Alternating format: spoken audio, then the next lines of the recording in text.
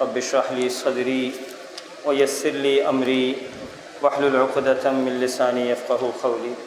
29ویں پارے کی جو سب سے پہلی صورت ہے سورۃ الملک، جب اس کی تلاوت کا آغاز ہوا تو جو الفاظ شروع میں ادا ہوئے، تبارک الذی بیدہ الملک، کہ بہت بابرکت ہے وہ ذات جس کے ہاتھ میں ساری بادشاہت ہے، وَهُوَ عَلَى كُلِّ شَيْءٍ قَدِيرٌ، وہ ہر چیز کے اوپر قادر ہے، الذی خلق الموت والحیاة، اور وہی ہے جس نے موت اور زندگی کی تخلیق کی ہے، الذی خلق الموت والحیاة۔ میں دوبارہ یہ بولوں کہ وہی ہے جس نے موت اور حیات کی تخلیق کی ہے، الذی خلق الموت والحیاة، کس لیے کی ہے؟ لیبلوکم ایکم احسن عملا، تاکہ وہ یہ دیکھ سکے کہ تم میں بہترین عمل کرنے والا کون ہے، تم میں بہترین عمل کرنے والا کون ہے۔ دیکھیں یہاں پر اللہ رب العالمین نے یہ نہیں کہا کہ لیبلوکم ایکم اکثر عملا، کہ وہ یہ دیکھ سکے تم میں زیادہ عمل کرنے والا کون ہے، اللہ نے یہ بات نہیں بولی۔ اللہ نے یہ کہا کہ لیبلوکم ایکم احسن عملا، بہترین عمل وہ کرنے والا کون ہے، وَهُوَ الْعَزِيزُ الْغَفُورُ۔ پھر آگے اللہ فرماتے ہیں کہ الذی خلق سبع سماوات طباقا، اللہ رب العالمین نے جس نے 7 آسمان اوپر تلے بنائے، الذی خلق سبع سماوات طباقا ما ترى فی خلق الرحمن من تفاوت، کہ ذرا تم اس آسمان کی طرف دیکھو، اس میں کوئی تمہیں غلطی، اس میں کوئی کوتاہی تمہیں نظر آئے؟ تم ذرا اس کی خلقت کے اوپر غور کرو کہ یہ جو آسمان، جو اللہ تعالیٰ نے یہ آسمان اوپر بنایا ہے، کوئی خلقت کی کوئی کمزوری اس میں رہ گئی ہو، کوئی تخلیق کے اندر کوئی کمزوری کمی رہ گئی ہو؟ ما تری فی خلق الرحمن من تفاوت فارجع البصر، تمہاری آنکھیں تمہارے پاس پلٹ آئیں گی، تمہاری نظریں تم پر پلٹ آئیں گی، هل تری من فطور، تم اس کے اندر کوئی کمی تم تلاش نہ کر سکو گے، هل تری من فطور، یہ جو اللہ کی خلقت ہے اس میں کوئی کمی تم نہیں تلاش کر سکو گے۔ ثم ارجع البصر، دوبارہ تم اس کو دیکھو، دوبارہ تم بار بار اپنی آنکھیں اس آسمان کی طرف اٹھاؤ۔ کرتین ینقلب الیک البصر خاسئا وهو حسیر، اور یہ تمہاری جو آنکھیں ہیں یہ بار بار دیکھنے کے بعد یہ تھک کر پلٹ آئیں گی، اور تم اس آسمان کی تخلیق کے اندر کوئی کمی تمہیں نظر نہیں آئے گی۔ یہ اللہ رب العالمین کی تخلیق ہے، وہ خلاق ہے، وہ بہترین خلاق ہے۔ وہ جب صورت گری کرتا ہے تو ایسی صورت گری کرتا ہے کہ اس کی تخلیق کے اندر کوئی کمی نظر نہیں آتی۔ یہ سورۃ الملک کی پہلی آیات تھی۔ اس کے بعد سورۃ القلم کی تلاوت ہوئی، اور سورۃ القلم میں اللہ فرماتے ہیں کہ نون والقلم وما یسطرون، قسم ہے قلم کی۔ آپ یہ دیکھیں اللہ رب العالمین قسم کس چیز کی کھا رہا ہے؟ والقلم، اللہ تعالیٰ کہتے ہیں قسم ہے قلم کی، وما یسطرون، اور اس کی جو کچھ کہ وہ فرشتے لکھتے ہیں۔ اللہ تعالیٰ قسم کھا رہا ہے یہاں پہ قلم کی۔ میرے بھائیوں، اللہ نے اگر قسم کھائی ہے قلم کی تو اس کا مطلب یہ ہے کہ قلم کی جو عزت ہے اس کی لاج رکھنا۔ اس کا مطلب یہ ہے کہ جو بھی آدمی قلم سے اپنا کوئی فیصلہ صادر کرتا ہے تو اس قلم کی لاج رکھے۔ اللہ نے قلم کی قسم کھائی ہے، اس فیصلے کی لاج رکھنا۔ اور جو لوگ قلم کے ذریعے کوئی بھی کام کرتے ہیں وہ یا تو خیر آگے تک پہنچاتے ہیں یا وہ برائی آگے تک پہنچاتے ہیں، اسی لیے قلم کی۔ اور یہاں پر ایک اور مطلب جو آج کے زمانے کے اندر کہ یہ جو عدالتیں لگتی ہیں، ان عدالتوں کے اندر بیٹھے ہوئے وہ جج ان کو یہ خبر ہونی چاہیے کہ رب العالمین نے قلم کی قسم کھائی ہے، کہیں ایسا نہ ہو کہ کوئی غریب، کوئی فقیر اس کو دھتکار دیا جائے، کہیں ایسا نہ ہو کہ کسی مظلوم کی تمہارے پاس دادرسی نہ ہو۔ دیکھو اللہ نے قلم کی قسم کھائی ہے، اس کی عزت کی لاج رکھنا۔ اور میرے بھائی، آپ مختلف جگہوں کے اوپر ملازمتیں کرتے ہوں گے، اور آپ کے نیچے ہو سکتا ہے کچھ ملازمین کام کرتے ہوں۔ دیکھیں کبھی ایسا نہ کیجیے گا کہ کسی کو غیر ضروری طور پر یا تو کسی کو اوپر کر دیا جائے یا پھر کسی کو نیچے کر دیا جائے۔ جب بھی لکھیں تو حق اور عدل کے ساتھ فیصلے کریں اپنے نیچے والوں کے لیے۔ اس لیے اللہ رب العالمین نے قلم کی یہاں پر قسم کھائی ہے، اور سورۃ القلم کے اندر یہ بات آئی کہ قیامت کا دن ہوگا کہ یوم یکشف عن ساق ویدعون الی السجود فلا یستطیعون۔ آیت نمبر 41 میں اللہ بیان کرتے ہیں کہ جس دن پنڈلی کھول دی جائے گی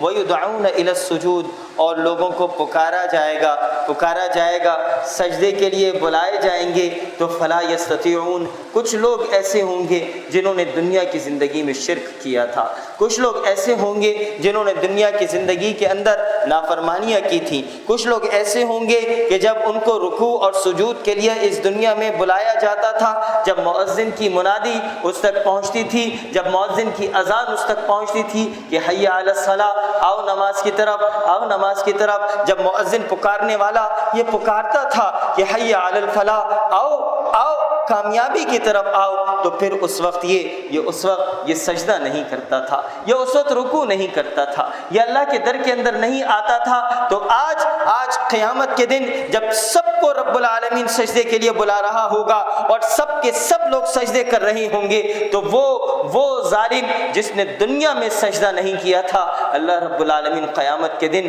اسے سجدہ کرنے کی اجازت نہیں دے گا۔ وہ سجدہ کرنا چاہے گا اللہ کو، اللہ تعالیٰ اس کو سجدہ کرنے کی اجازت نہیں دے گا۔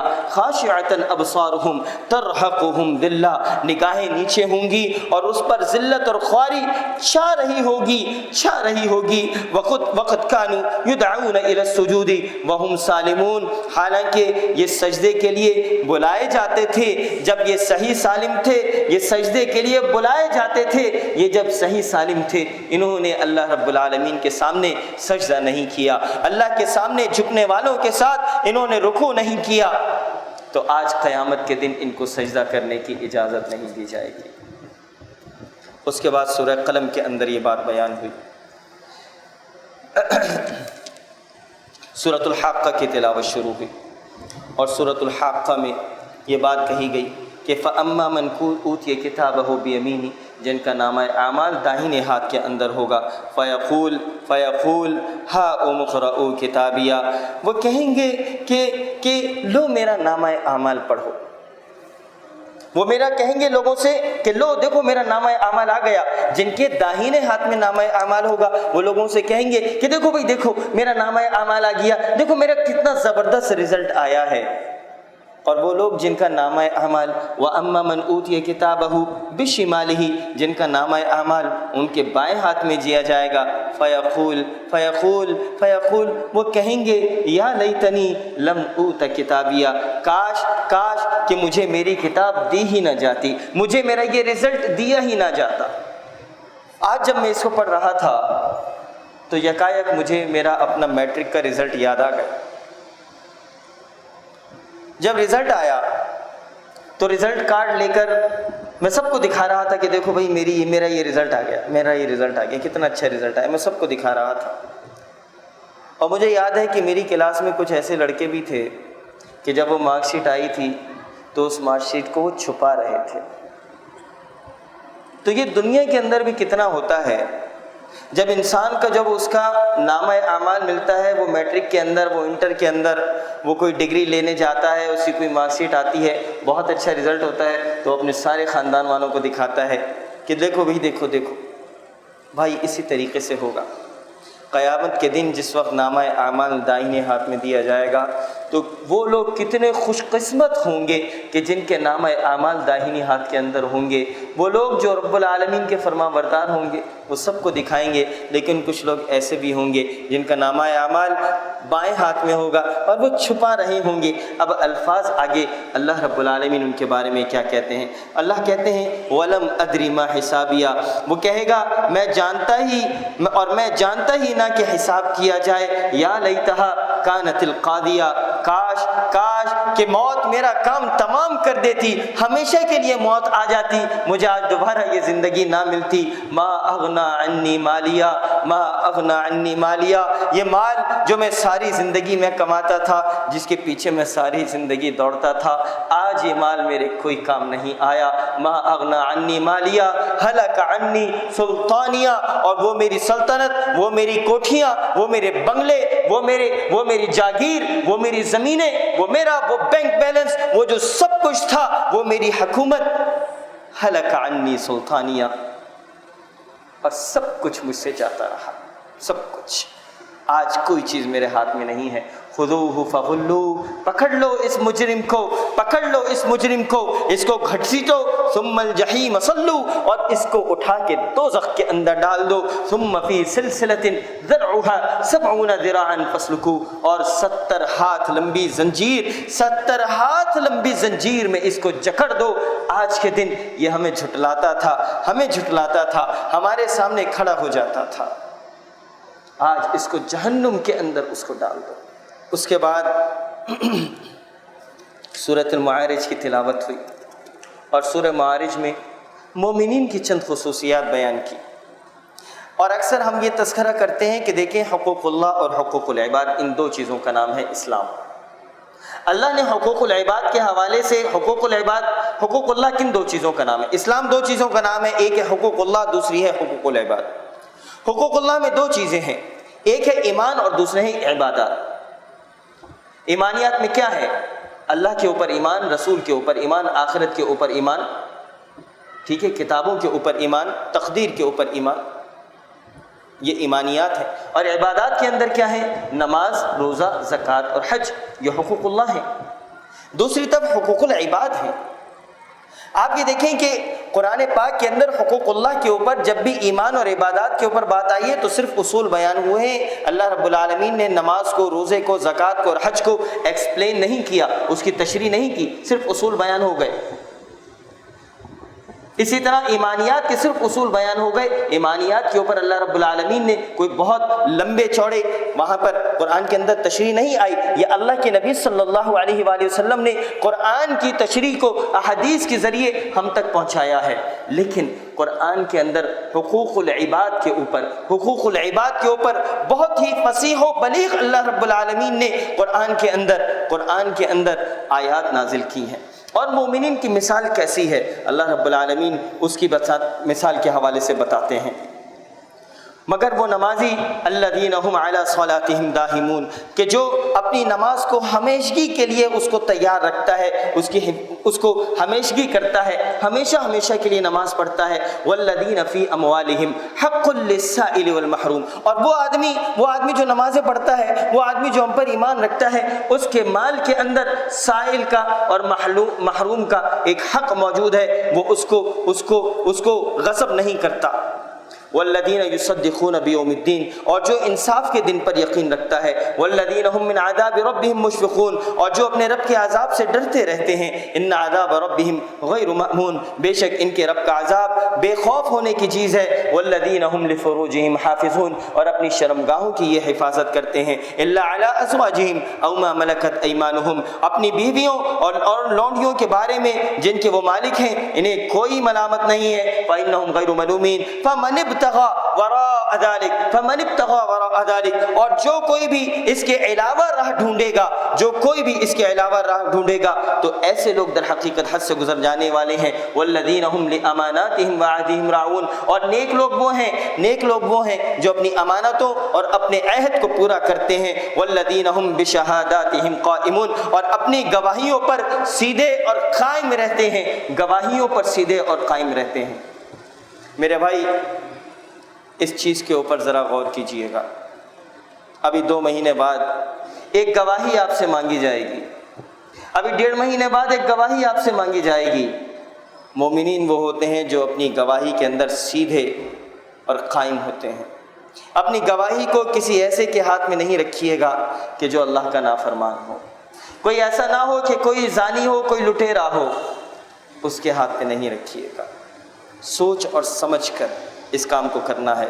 والذین هم علی صلاتهم یحافظون، اور جو اپنی نمازوں کی حفاظت کرتے ہیں، اولئک فی جنات مکرمون، اور یہی لوگ ہیں جو جنت میں جائیں گے۔ اس کے بعد سورہ نوح کی تلاوت ہوئی، اور سورہ نوح میں حضرت نوح علیہ السلام کی بات کس طریقے سے وہ اللہ رب العالمین سے بات چیت کر رہے ہیں، ذرا دیکھیے تو صحیح اللہ رب العالمین سے کہتے کیا ہے اپنی قوم کے بارے میں کہ نوح علیہ السلام نے قال یا قوم انی لکم نذیر مبین، اے میری قوم میں تمہیں صاف ڈرانے والا آیا ہوں، ان اعبدوا اللہ، اللہ کی تم عبادت کرو، واتقوہ واطیعون، اس سے ڈرو اور اس کی اطاعت کرو، یغفر لکم من ذنوبکم ویؤخرکم الی اجل مسمی، وہ تمہارے سارے گناہوں کو بخش دے گا، تمہیں ایک وقت مقررہ تک چھوڑ دے گا۔ ان اجل اللہ اذا جاء لا یؤخر لو کنتم تعلمون، یقیناً اللہ کا وعدہ جب آتا ہے تو مؤخر نہیں ہوتا، کاش تمہیں یہ سمجھ آ جاتی۔ اور پھر حضرت نوح علیہ السلام نے اللہ سے کیا کہا؟ اللہ سے کہتے ہیں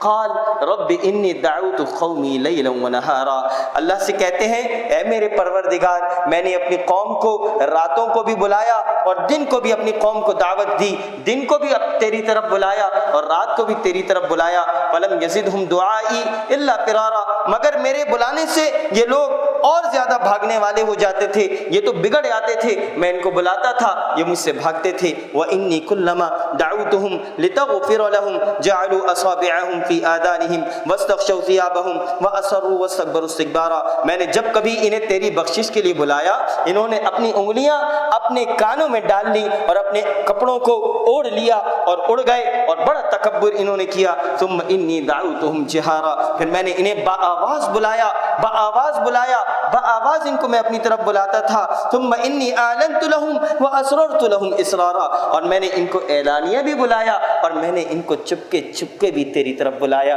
کہ آ جاؤ اللہ کی طرف، آ جاؤ اس دن کی طرف، آ جاؤ اللہ کو اپنا معبود بنا لو۔ میں ان سب کو بلاتا تھا اور میں نے ان سے کیا کہا؟ فقلت استغفروا ربکم، ان سے کہا کہ اللہ سے مغفرت کی دعا کرو، انہ کان غفارا، وہ مغفرت کرنے والا ہے، وہ معاف کرنے والا ہے، وہ بخشنے والا ہے۔ اور آگے پھر حضرت نوح علیہ السلام کیا کہتے ہیں کہ وہ لوگ جو اللہ سے مغفرت کرتے ہیں اللہ رب العالمین کا ان کے ساتھ کیا معاملہ ہے؟ یرسل السماء علیکم مدرارا، وہ تم پر آسمان کو خروب برستا ہوا چھوڑ دے گا، تم اللہ سے مانگو تو صحیح، تم اللہ سے گڑ گڑاؤ تو صحیح، تم اس کے سامنے نادم تو ہو جاؤ، تم اس کے سامنے بیٹھ جاؤ، اپنی انکساری اور عاجزی کو رب العالمین کے سامنے رکھ دو، اور رب العالمین معاف کرنے والا ہے۔ وہ جب معاف کرتا ہے الفاظ کیا ہیں؟ فقلت استغفروا، ان کو میں نے کہا، ان سے میں نے بولا کہ تم استغفار کرو، انہ کان غفارا، اور وہ لوگ جو استغفار کرتے ہیں اللہ ان کے گناہوں کو معاف کرتا ہے، نہ صرف گناہوں کو معاف کرتا ہے۔ اگلے الفاظ کیا ہیں؟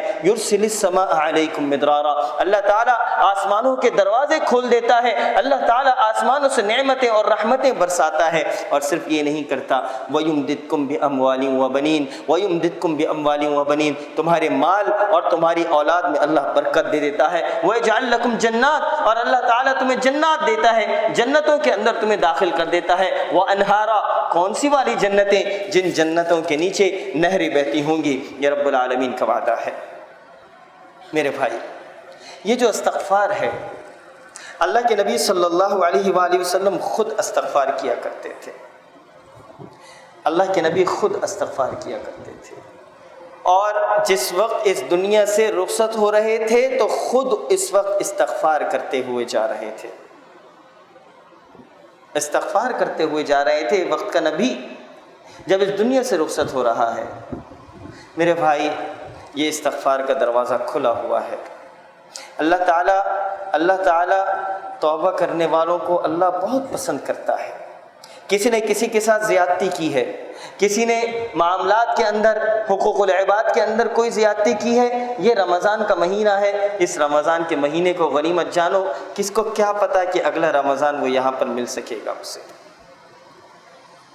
اور دیکھیں یہ بات یہ ہے کہ اللہ تعالیٰ سے جب کوئی استغفار کرتا ہے، حضرت عمر رضی اللہ تعالیٰ عنہ ایک دفعہ بارش نہیں ہو رہی تھی اور اللہ تعالیٰ سے انہوں نے کیا کیا، ممبر پہ چڑھے اور انہوں نے استغفار کی، اور پھر لوگوں نے پوچھا تو انہوں نے کہا کہ اللہ تعالیٰ کی اس آیت پہ کہ اللہ نے کہا کہ استغفار کرو تو اللہ تعالیٰ آسمانوں سے اپنی برکتوں اور رحمتوں کے دروازے کھولتا ہے۔ حضرت حسن بصری رحمہ اللہ کے پاس ایک آدمی آیا، کہنے لگا فقر و فاقہ ہے، انہوں نے کہا جاؤ استغفار کرو۔ کوئی آگے کہنے لگا کہ قحط ہے، ان لوگوں سے کہا کہ جاؤ استغفار کرو۔ کسی نے کہا کہ اولاد نہیں ہے، اس کو بھی کہا کہ جاؤ استغفار کرو۔ تو پوچھنے والوں نے پوچھا کہ یہ 3-4 مختلف لوگ آئے اور سبھی کو آپ نے جواب میں کہا کہ استغفار کرو استغفار کرو استغفار کرو۔ تو حضرت حسن بصری رحمہ اللہ نے جواب دیا کہ اللہ تعالیٰ قرآن میں یہی تو کہتا ہے کہ انہ کان غفارا، وہ تم جب استغفار کرتے ہو وہ تمہیں بخش دیتا ہے، وہ بخشنے والی ذات ہے، اور پھر کیا کرتا ہے، آسمانوں کے بھی دروازے کھولتا ہے، تمہیں مال بھی دیتا ہے اور تمہیں اولاد بھی دیتا ہے۔ اس کے بعد سورہ جن کی تلاوت ہوئی۔ سورۃ الجن کی تلاوت کے اندر نبی کریم صلی اللہ علیہ وسلم کے بارے میں کہا گیا کہ الا بلاغ من اللہ و رسالاتی، میرا کام اللہ کی بات اور اس کے پیغامات کو پہنچا دینا ہے۔ ومن یعص اللہ ورسولہ فإن لہ نار جہنم خالدین فیہا ابدا، اور جس نے اللہ اور اس کے رسول کی بات کو جو نہیں مانے گا اس کے لیے جہنم کی آگ ہے، جس جہنم کے اندر وہ ہمیشہ ہمیشہ کے لیے رہیں گے۔ اس کے بعد سورۃ المزمل کی تلاوت ہوئی، اور سورہ مزمل کے اندر بڑی خوبصورت بات آئی۔ یہ راتوں کے اندر کھڑے ہو کر رب العالمین کے سامنے مناجات کرنا، قیام کرنا، اس کے سامنے کھڑے ہو جانا، نماز کے اندر کھڑے ہو جانا، اور نماز ایسی پڑھنا کہ رب العالمین سامنے کھڑا ہوا ہے، ایسی عبادت کہ رب العالمین سامنے کھڑا ہوا ہے، اس کے سامنے ہم عبادت کر رہے ہیں یا حرم کے اندر عبادت کر رہے ہیں، جو کیفیت لے کر آ سکتے ہیں۔ اگر یہ نہیں آتی تو یہ سوچئے کہ رب العالمین مجھ کو دیکھ رہا ہے۔ اور اس وقت اللہ کے نبی صلی اللہ علیہ وسلم کے حوالے سے اللہ نے کیا کہا کہ دیکھو کہ رات کے وقت میں نماز کے لیے کھڑے ہو جاؤ، مگر کم آدھی رات یا اس سے بھی کچھ کم کر لے یا اس پر بڑھا دے، اور قرآن کو ورتل القرآن ترتیلا، قرآن کو ٹھہر کر صاف کر کے پڑھو۔ انا سنلقی علیک قولا ثقیلا، یقیناً ہم تجھ پر بہت بھاری بات عن قریب نازل کریں گے۔ اور پھر آگے آیت نمبر 8 میں اللہ نے فرمایا کہ وذکر اسم ربک، سبحان اللہ، تو اپنے رب کے نام کا ذکر کر، وَاذْكُرِ اسْمَ رَبِّكَ وَتَبَتَّلْ إِلَيْهِ تَبْتِيلًا، اور تمام خلائق سے کٹ کر اس کی طرف متوجہ ہو جا، سب سے کٹ کر اللہ رب العالمین سے متوجہ ہو جاؤ۔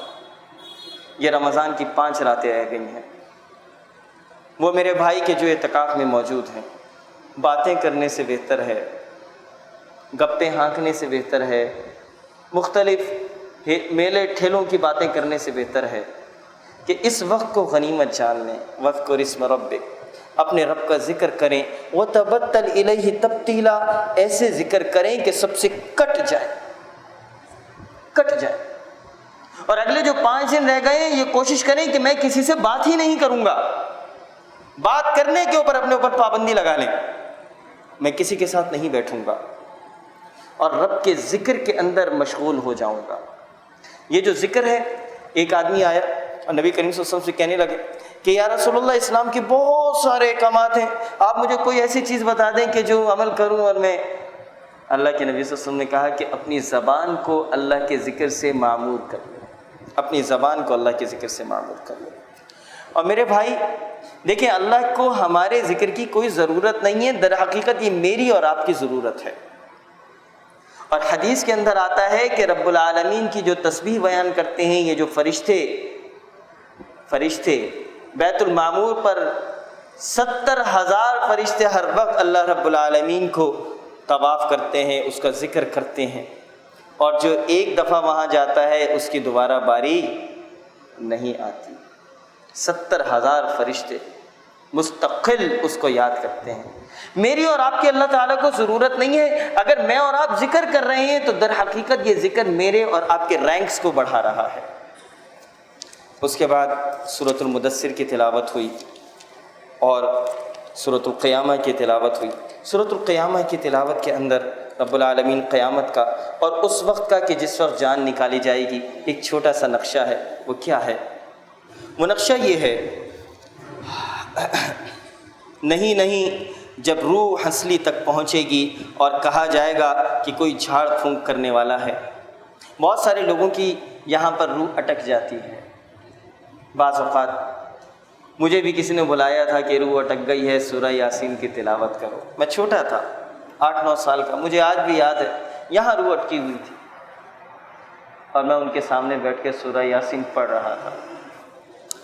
رب العالمین فرماتے ہیں کہ جب روح ہنسلی تک پہنچے گی اور کہا جائے گا کہ کوئی جھاڑ پھونک کرنے والا ہے، وظن انہ الفراق، اور جان لو اس نے کہ یہ وقت جدائی کا ہے، والتفت الساق بالساق، پنڈلی سے لپٹ جائے گی، الی ربک یومئذ المساق، آج تیرے پروردگار کی طرف چلنا ہے۔ فلا صدق ولا صلی، اس نے نہ تو تصدیق کی نہ اس نے نماز ادا کی، ولکن کذب فتولی، بلکہ جھٹلایا اور روگردانی کی، اپنے گھر والوں کے پاس اتراتا ہوا گیا۔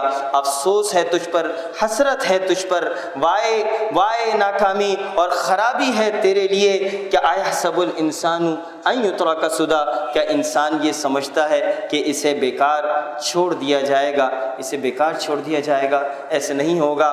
دار الامتحان یہ دنیا ہے، دار الجزا آنے والی ہے، وہاں اس کا حساب کتاب کیا جائے گا۔ پھر سورۃ الدہر کی تلاوت ہوئی اور سورۃ الدہر کی تلاوت کے آغاز میں یہ بات آئی کہ انا خلقنا الانسان من نطفہ امشاج نبتلیہ فجعلناہ سمیعا بصیرا، بے شک ہم نے انسان کو ملے جلے نطفے سے امتحان کے لیے پیدا کیا اور اس کو سنتا دیکھتا بنایا۔ انا ہدیناہ السبیل اما شاکرا و اما کفورا، اور ہم نے اسے راہ دکھائی، اب خواہ وہ شکر گزار بنے۔ انا ہدیناہ السبیل، ہم نے اسے راستہ دکھا دیا، اما شاکرا، وہ چاہے تو شکر گزار بن جائے، و اما کفورا، اور چاہے تو وہ اللہ کی نافرمانی کرے۔